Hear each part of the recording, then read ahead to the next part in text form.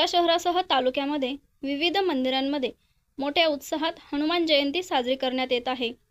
येवला मनमाड महामार्गावरील धानोरे शिवारातील 51 फुटी हनुमानाच्या दर्शनासाठी भाविकांनी सकाळपासूनच गर्दी केल्याचे चित्र दिसून आले।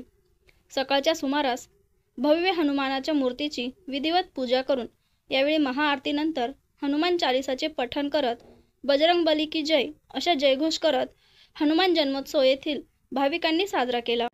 आज आमच्या येवला तालुक्यामध्ये पूर्ण महाराष्ट्रातून या ठिकाणी हनुमान जयंती निमित्त अनेक भाविक या ठिकाणी दर्शनासाठी आलेले आहेत।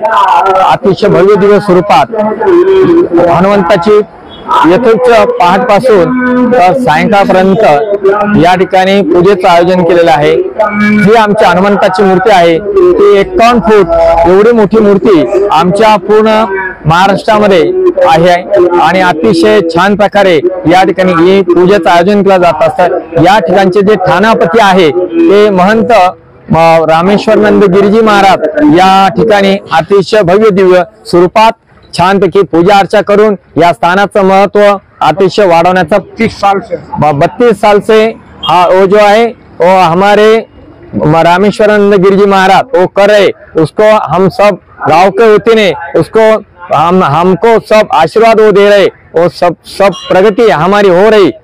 हम